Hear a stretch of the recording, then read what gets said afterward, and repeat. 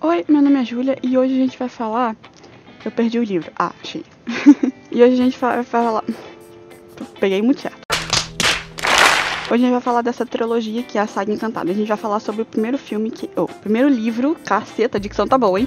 Sobre o primeiro livro, que é esse aqui, que é o Veneno. E aí tem o Feitiço e tem o Poder. Se vocês quiserem, eu trago a história dos outros dois. Se eu não me engano, esse aqui é da Cinderela. Cinderela aparece. Mas a história da Branca de Neve provavelmente vai aparecer em algum desses outros livros aqui, porque ele deixa meio que em aberto o que aconteceu com ela. E assim, é um livro completamente aleatório. Tipo assim, tem cada coisa que acontece com a Branca de Neve que eu fiquei tipo, mano, isso não aconteceu, na moral. Mas é isso. Então, se vocês gostam desse tipo de vídeo, não esqueça de se inscrever nesse canal, deixar o seu like no post, comentar os próximos vídeos que vocês querem ver por aqui e compartilhar com todos os vídeos, tá bom? Agora vamos lá pra história do Veneno, que é o primeiro livro. E aqui nessa história, a Branca de Neve é apenas 4 anos mais nova que a rainha. E a rainha aqui se chama Lilith. E a Branca de Neve gosta de vestir calças e cavalgar por aí. E a rainha, ela é loura. Só pra você ter uma noção de imaginar os personagens, tá? E aí, o nome dos anões eram diferentes, talvez por conta de direitos autorais. Então eu vou falar alguns nomes aqui dos anões e pra vocês não ficarem tipo...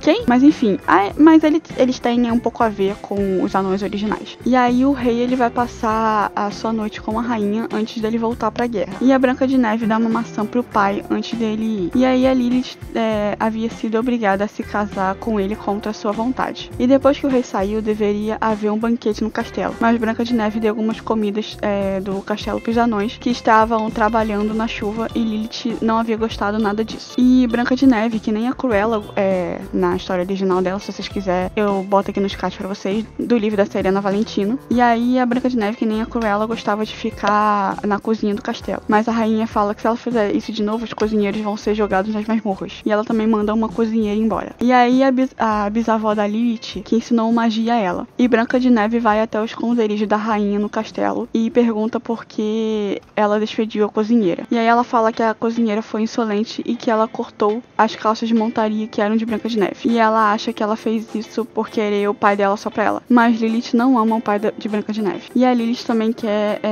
ter um pouco de paz no castelo, então vai arranjar um marido para a Branca de Neve, ir pra longe. E aí o rosto do espelho mágico é conhecido pra Lilith, mas ainda não revelam quem é. E ele fala também que o quanto Branca de Neve é bonita. E aí a rainha tinha espiões e feiticeiros para espionar o reino todo. E aí vai ter o aniversário de 24 anos da rainha e ela quer um baile. Jesus, a rainha é mais nova que eu. Enfim, e aí Branca de Neve queria que a rainha risse no seu aniversário. Então ela vai até o baile e aparece lá com um pouco de atraso e fala que estava esperando seu acompanhante de 2,5 metros de altura, mas enfim. E aí vocês devem imaginar o que tá acontecendo, né? Ela chama ele de Príncipe Argad, da Terra dos Gigantes. Então o gigante foi referenciar a rainha e perdeu o equilíbrio, mostrando que na verdade era os anões um em cima do outro. Menos um deles, se eu não me engano, eram 6. Então Branca de Neve acaba fazendo um discurso, só que só príncipes e reis poderiam fazer, e diz para os homens que estavam lá que pra eles não se preocuparem em pedir ela em casamento, que ela não estava interessada em se comprometer com ninguém, e ela queria se entregar ao amor verdadeiro. E aí o Lilith sai da sua festa e vai para seu quarto de feitiços, e Branca de Neve vai atrás. E aí elas começam a discutir, mas o espelho acaba falando, e ela impede de Branca de Neve ver o espelho e fala que ela vai banir os anões do reino ou que vai matar todos eles. Na verdade, o que ela faz é banir os anões. E aí o Lilith faz Branca de Neve usar vestidos que ela havia comprado pra ela, e eles eram pequenos demais pra Branca de Neve. E Branca de Neve fala que Lilith não pode impedir ela de cavalgar, nem mesmo com aquele vestido apertado. E aí do nada o Aladdin aparece na história, e ele havia matado um mágico muito poderoso. E aí eu fiquei tipo, será que ele matou o Jafar? E queria também matar os seus pais depois que eles quis vender ele pra poder obter uma lâmpada poderosa. E a lâmpada realizava 10 segredos. Mas no 10º, o gênio era liberto e o dono dela pegava o seu lugar. Por que isso é importante? Não sei. E aí Branca de Neve conseguiu cavalgar até a casa dos anões, e eles conseguem cortar o laço de vestido dela, fazendo com que ela voltasse a respirar, mas ela acaba desmaiando. E aí os anões levam Branca de Neve pra casa, e a rainha manda queimar todos os vestidos que ela havia comprado. E ela acabou se sentindo culpada por ter feito uma coisa tão horrível como essa. E aí eu fiquei pensando, você acredita? Porque eu não. E aí Lilith tenta dar uma caixinha com um pedido de desculpas para Branca de Neve, mas ela havia saído, mesmo que ainda muito machucada. E aí a caixinha que Lilith havia dado havia um pente, e quando uma das criadas o usou, né, que Branca de Neve acabou dando pra ela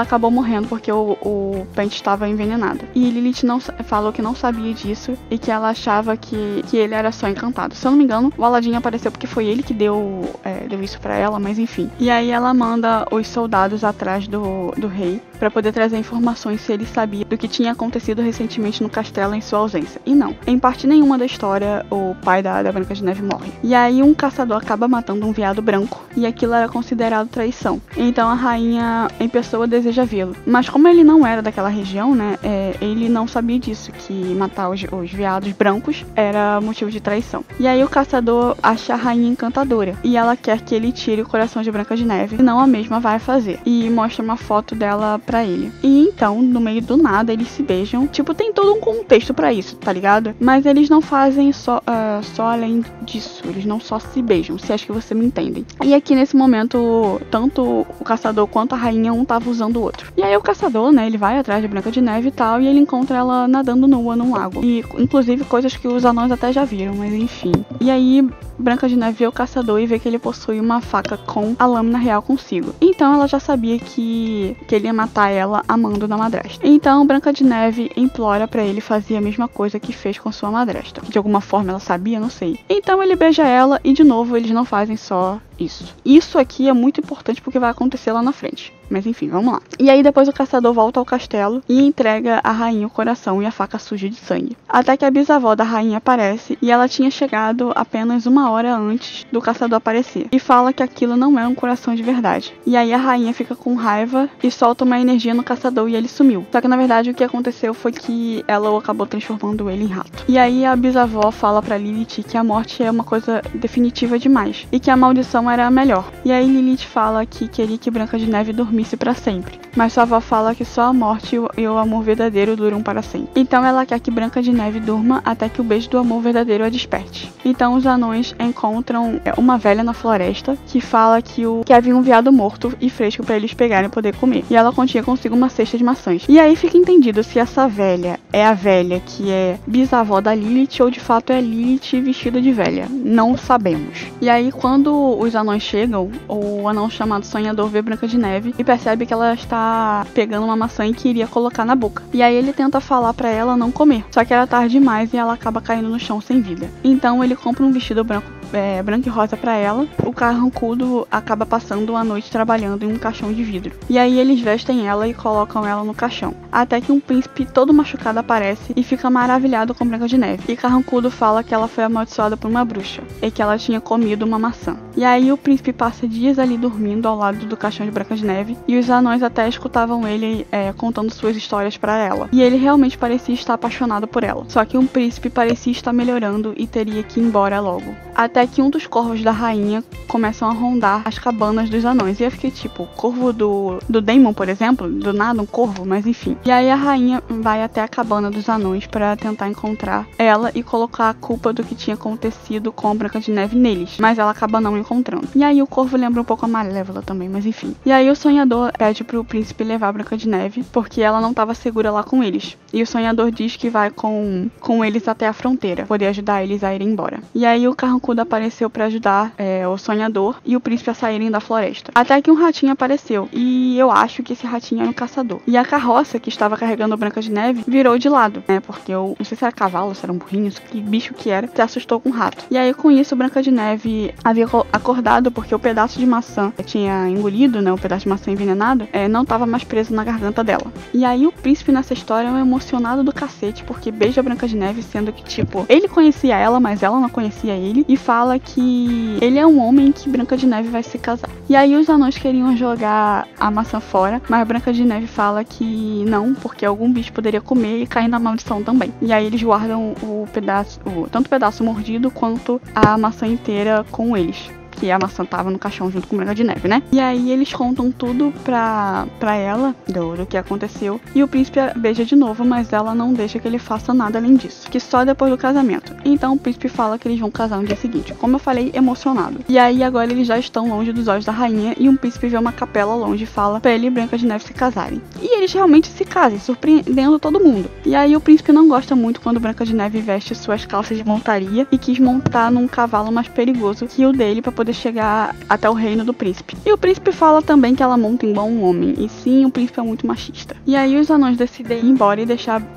os dois terem sua noite de núpcias, o que é um grande erro. Só que aí eles acabam fazendo outras coisas depois, então os anões realmente só vão embora depois. Ele vê também que Branca de Neve bebe mais do que ele, mas enfim. E aí, depois que eles fizeram a tal daquela coisa lá, o príncipe sabe que aquela não foi a primeira vez dela. E aí no dia seguinte ela quer ir embora, mas ele não deixa ela ir, né? Porque ela viu o quanto ele ficou furioso com isso. E aí a rainha descobre que Branca de Neve estava com o príncipe e que um dos anões mentiram na cara dela. Então Branca de Neve vai tomar um banho e quando ela volta, o príncipe quer que ela vista o vestido que ela estava usando quando se conheceram. Só que, tipo, os anões tinham escolhido um vestido rosa e branco, mas ela detestava rosa. Só que o que Branca de Neve não sabia era que o príncipe havia pedido pra cozinheira daquele lugar fazer um suco da maçã amaldiçoada e dar pra ela. Sim, ela bebe. Porque de alguma forma o príncipe sentia falta de Branca de Neve desse jeito, morta. Por quê? Não sabemos. E aí a chegada dele no castelo acontece, um desfile, e ele abaixa e do nada beija uma camponesa. É só isso que ele faz só. Entendeu? Porque na cabeça dele, Branca de Neve tinha que passar um período casada com ele e ter o filho bem mais pra frente, porque sabe que quando as mulheres têm filhos, os corpos delas mudam e ele teria que ficar com outras pessoas depois disso. É isso. Enfim. E aí o príncipe acha que ele foi feito de bobo pelos anões, por eles terem dado um presente com defeito pra ele, que no caso ele tava se referindo a Branca de Neve. E aí ele queria dar um presente pra eles de volta, que era a lâmina de um assassino. E aí o príncipe iria dar o cavalo de Branca de Neve pro pai. E o caçador, agora como rato, sabia que a sua última salvação seria Branca de Neve. E aí ele precisa dela pra isso. E aí a bisavó da Lilith havia dado o pedaço de maçã envenenada pra Branca de Neve. Depois a gente descobre isso. E ela também havia deixado migalhas de pão pela fronteira pra ver se o rato, né, o caçador, chegava até ela. Mas o que acaba chegando é 2 crianças. E eu fiquei tipo pensando, João e Maria do nada? E aí ela acaba pensando que acabaram de conseguir o seu jantar. Enfim, a história foi essa. Eu espero que vocês tenham gostado. É uma história completamente aleatória, completamente diferente de tudo que eu já trouxe aqui. E se vocês quiserem a continuação, cadê os livros? Tá aqui. Nada aconteceu. Enfim, e aí, se vocês quiserem a continuação desses livros aqui, né, que é o Feitiço e o Poder, eu trago pra vocês. Só comentarem aqui embaixo, tá? Então, se vocês gostaram desse tipo de vídeo, não se esqueça de se inscrever nesse canal, deixar o seu like no post, comentar os próximos vídeos que vocês querem ver por aqui e compartilhar com todos os amigos, tá bom? Tchau!